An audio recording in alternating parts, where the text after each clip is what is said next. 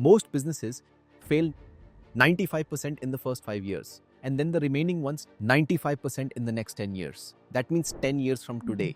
If you start 2000 businesses today, hypothetically, you would be left only 5 businesses after 10 years. Imagine how hard it is.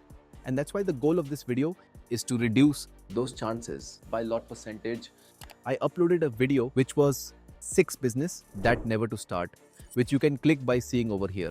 And a lot of comments said, tell us the businesses that we should do instead and what are the ones that are the least chances to get failed. So what I did, I went down the rabbit hole, I researched, I experimented, I did all that stuff with like 3 businesses that really be based on data and based on experience, not any chat GPT trap. One of the important things you need to understand is that the first business you pick is really important, because if that first business fails, then the chances of jump in the second business and taking one more risk is really less. But if your recency bias is more towards winning, that means the last business you opened was actually a win. The chances of second business also winning is even higher. So without any delay, let's start with all the 3 businesses that rarely fails. So whenever I'll be telling about the business, I'll tell you multiple parts about that. First, I tell you the stats, like what does data said about that business. Number 2, how does it work? Number 3, what is the costing of running that business and opening that business? And lastly, what kind of skills you will learn from that business? And using that 4 parameters, you can choose for yourself, like, do I want to open this business or other business? Since there are 3 businesses, I've taken expert advice, I've asked 2 people, I've had a word with a lot of people, and then I'm telling you my experience. Now, 2 of the businesses that I'll tell is capital intensive. Kind of, if you can crack a deal, that fine, or else it's capital intensive, and one business is not that capital intensive. Business number 1 to start, laundromat. Now you might have not even heard about this, but there's something called as laundromats, which is nothing but a place like a 400-500 square feet place that you do take a franchisee of someone else and basically open a laundromat in which you wash people's clothes, you wash people's sneakers and give to them. So basically it's like a delivery for washed clothes. You go to homes, you collect their dirty clothes, you get to your place, you wash them up and you give them back. Now you might think that who runs this kind of business and is this profitable? Well, here's the stat, 94% of them work out. And in a franchisee model, or in a model where you need a retail space and you need to do all of that work, getting even 70-60% is mind-blowing.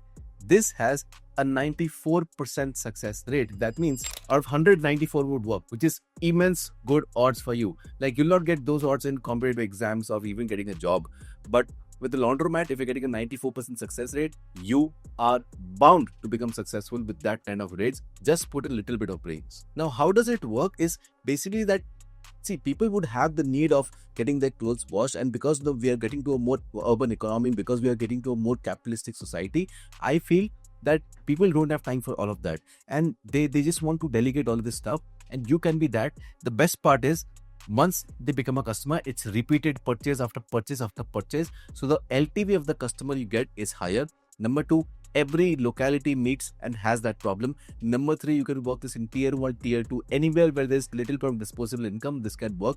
And lastly, if you have just one building as a customer, let's say a building has 200 apartments and you have one building as a customer, you will make enough money that you can run that business forever. The costing to open a laundromat, if you do it on your own, would come around like 15 lakh, 20 lakh rupees. If you go for a franchisee model, would come 25 lakhs to 40 lakh rupees. But here's the part. The stats say that you can generate a 65% return on your capital. That means if you put 40 lakhs into a laundromat, or let's say 30 lakhs into a laundromat, you can calculate that you can generate from 50 to 20 lakhs a year on that particular laundromat in just year 1. If you can just break even on year 1 or break even in 6 months, 7 months, you would be way ahead of the curve. And if you just open franchisees after franchisees after franchisees, it depends on you. I have some friends who are running laundromats. I called them and I asked just for this video that, bro, should I give this advice? And they were like, absolutely you should, because I'm running this. I've had a restaurant franchisee earlier, not working well. I had a gym before, not working well. Now I'm doing this, it's working really well. So I would recommend that this is a business that you can definitely start. Now, what would you learn from this kind of a business is multiple skills. Like, you'll always understand the 7 pillars of business for sure, which is marketing, sales, operations and all of that. But moreover, you will understand how a basic functionality of a business works like. Like, you'll build some kind of a discipline. You decided to wake up in the morning, go to that place, be over there for the whole day. Like, you'll build that kind of a discipline. Number 2, you will understand basic functionality of a business. Like, what are some fuck ups that happen normally and what can you do? You'll understand negotiation, like rents, machines. You'll understand capital infrastructure, like how do you infuse capital? Do you infuse at once? Do you break it into parts? How much you infuse at what time? You'll also understand risk management, like because you're taking a franchisee, it's heavy capital. You'd most probably take a loan on that. You'll understand about capital infusion and when to do, when not to do, how much to save, how much to put at once, how much put on marketing, like all of that skills you'll learn in this part. You will also learn delegation in this because obviously you'll not wash clothes yourself. If you want to, for sure. If I were you, I would do that in the start of the business at least. But you'll learn delegation, you'll learn team, you'll learn how to handle cheap labor. That means a labor who is not high intellect or high skill. How do you handle that kind of a labor in your business? And all of those parts, which I think is a great learning experience, especially if you're generating a 50-60% return on your capital every year. Now, business number 2 is real estate. And you might have heard this again and again, but I feel that is one of the best businesses you can do because there are multiple forms in you can do real estate. One is you can buy properties, sell them for a higher price. That's one. Number 2 is you can become a broker and get a commission. Number 3 is you can buy and rent. Number 4 is you can crack a deal and rent. So there are multiple models inside that, but you learn about it. Andrew Carnegie, one of the richest men ever lived on the planet of Earth, said that 90% of millionaires are the ones with real estate. And it's also a fact that there's more money in real estate than all the money markets combined, which is insane and crazy to think about. And I would prefer that if you're starting out especially, you should play the rental model in which basically you get, let's say, a villa like this or a good place, and you crack a deal with the owner that you are going to generate a higher rental yield than they're currently getting, and then take a risk with them. So for example, there's a owner who has a good villa and they are charging, let's say, 3 lakhs a month rent to a individual, and they want a 6-month lease or something like that, whatever. You simply crack out a deal with them that, you know what, I'll pay you 3 months rent of 9 lakh rupees. So there's no risk on you. And then I use that villa for Airbnb and multiple purposes to make money off that villa.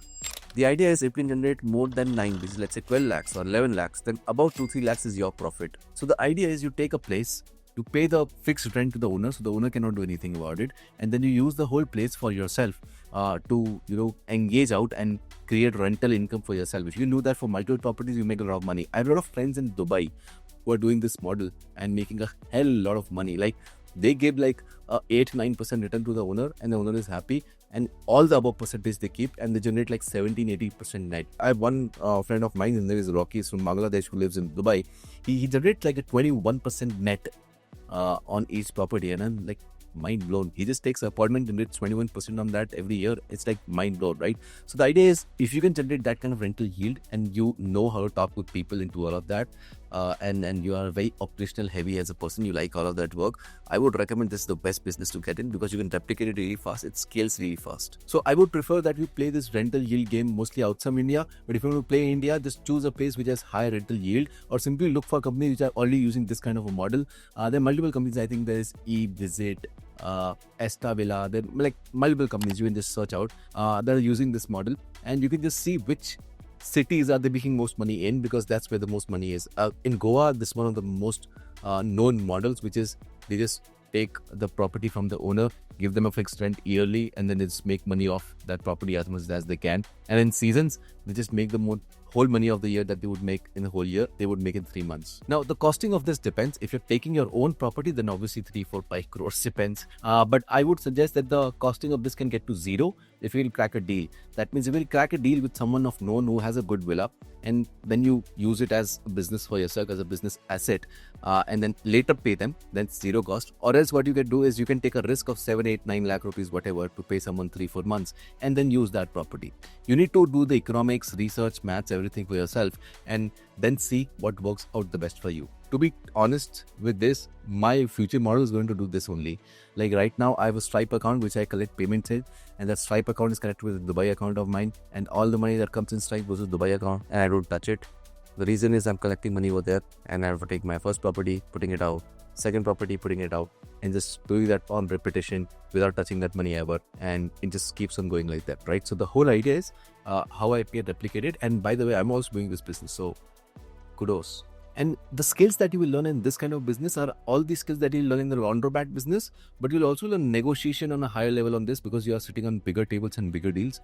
Number 2, you'll learn research, like how to find local markets, how to talk to suppliers, how to negotiate for interiors of the place. Like there are too much things that you negotiate on, which you will make real money on. And you'll also become very good at customer relationships, because this business really works on a customer comes in, experiences the property, likes it, when comes again to the city, comes again to your property only. So referrals and all of that thing plays a lot of role in this. So public relations, talking to people, all of those skills would be developed in this kind of a business. And lastly, one of the skills that you learn for sure that every business owner should know is cash flow. Like how do you manage cash flow? Because that's the most important part. Like the first customer came, pay you 25,000.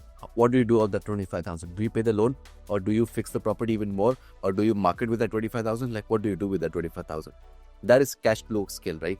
And you will learn that skill in this business. Third business, a service-based business, and this can be a service of anything that you want. It can be a digital marketing service, it can be an AI service, it can be a SEO service, it can be a calling service, it can be a BPO, it can be a repairing service, it can be anything in the world. It can be videography service, photography service, whatever you want to build, but just some kind of a service business. And this business takes literally zero money to start. The stats depend on which kind of niche you are going on, which market you are going on, but I'll give you the stats of my thing. Like if there's 100 people sitting in my event who are agency owners or running a service business, 75% of make some kind of money. Like it has never happened that someone has opened this kind of a business and they've made like zero money, like zero. It takes first 3 months to understand the business, but once you understand it, it just makes some money at least, right? You'll make at least 20, 40, 50,000, 70,000 rupees a month because of this business, and you can just solve any problem. The reason this kind of business works is because a lot of people are running their own businesses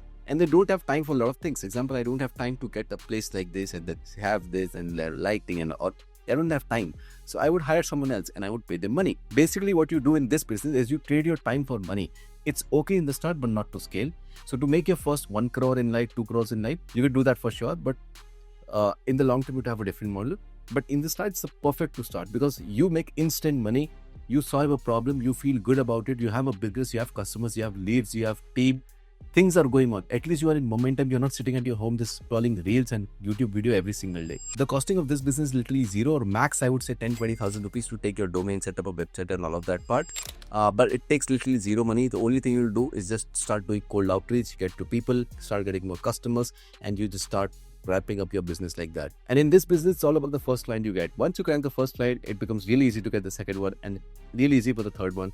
And then you just keep going like that. If you're charging 30,000 a month to 3 people as well, you're making 90,000 a month below. And you'll not have a team at that scale because there are only 3 customers. So all of that money is in your pocket. Let's say even if you have expenses, you'll keep 60-70,000 in your pocket, which is good money in India, like if you're starting out bro. And the best part is going from 3 clients to 30 clients, that's not big for deal.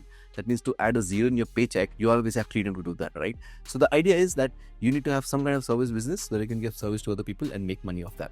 In this business, you will learn all the skills of real estate, you'll learn all the skills of laundromat, plus you will learn skills of hiring, plus you will learn skills of domain skilling, which is how do you become an expert of one thing.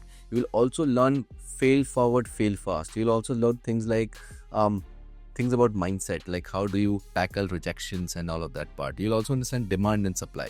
It just teaches you a lot, and it's really good for someone who's 18 to 24 years old and just starting their career because you can make a very good money with this. Like backend closers yearly revenue would be what, 3-4 crores just doing sales call for other people. That's it. And we charge commission, no retainers. And that's run by Vaishali, who's 21. So at 21 a year of running a company that does 3-4 years a year, I think that's pretty good amount because you don't need to do anything. Just manage a team of salespeople who close for other people. You get a commission out of it. You make your money.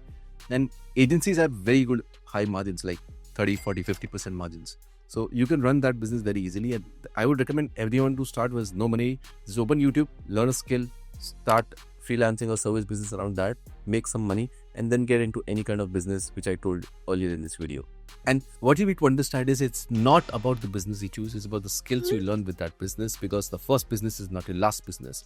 The first business is not going to give you all the money in the world. Probably when you're 55, 60 years old, the first business will add to 1 or 2% of your net worth. I am telling you this with the fact because I've done it again and again. By this time, I own equity in more than 10 companies, right? So I understand that fact because I've done this enough times that I now understand that the first business I opened is not even like 1% of my net worth. And at that time, it was all the money in my world. It is very normal to understand because as you grow in life, the contrast of life becomes bigger and you can see things more clearly, which you will not do in the start, which is absolutely fine. Just start with something else. Do not watch another video on 7 business to start, 8 business to start. I'm telling you, this video is enough. I'm coming with experience, not ChatGPT crap or motivation crap or book stuff. just watch this video. You know what to do. Start it out.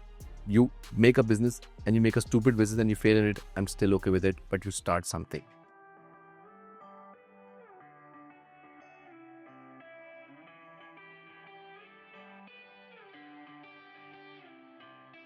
So let me know in the comments out all the 3 business I explained to you, which one is the one that you're gonna start for sure. Because it's not about finding the perfect time. It's about starting today and executing poorly, executing on something at least and starting to move rather than just sitting and finding the most perfect idea.